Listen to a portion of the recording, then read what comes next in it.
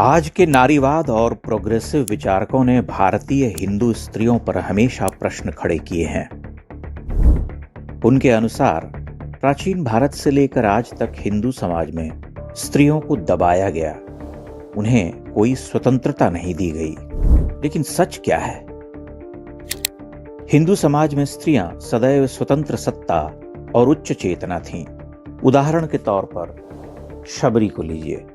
शबरी कथित छोटी जाति की महिला थीं, मगर शबरी एक सिद्धा थीं। महाकवि वाल्मीकि उन्हें श्रमणी और सिद्धा कहते हैं। शबरी 13.5 वर्ष तक श्री राम की प्रतीक्षा करती रहीं। जिन मतंग मुनि के आश्रम में वह रहती थी, वह आश्रम रिक्त हो चुका था।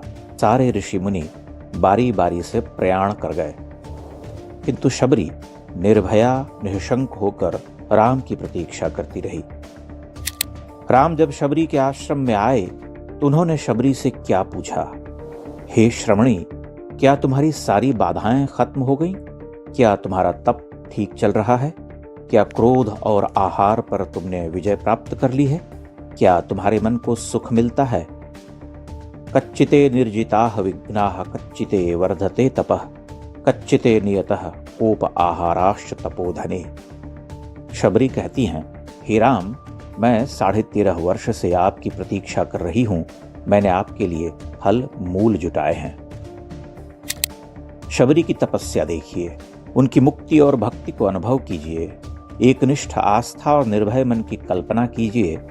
आज से 7,000 वर्ष पूर्व एक गहन वन के आश्रम में अकेली रहकर बरसों राम की प्रतीक्षा करने वाली शबरी कैसी धन्या थी। और हिंदू समाज में हजारों वर्ष पूर्व स्त्रियों का जीवन कितना स्वतंत्र था।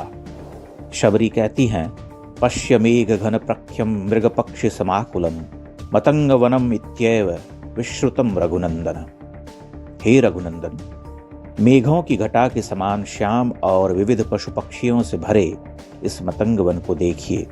इसकी कीर्ति इसी अर्थ में है कि यह लुब्धक, सात्विक और मनोहारी है।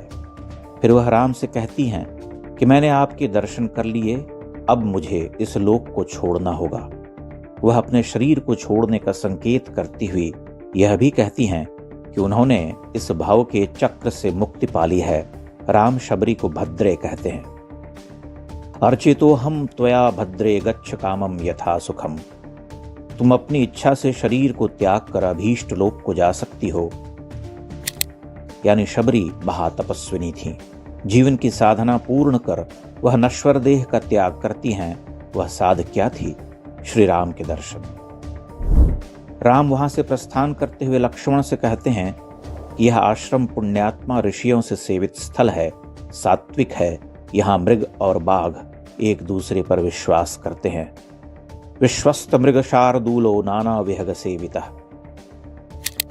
श्री राम लक्ष्मण पंपासर की ओर प्रस्थान करते हैं। शबरी उस लोक से अन्य लोक में चली जाती है।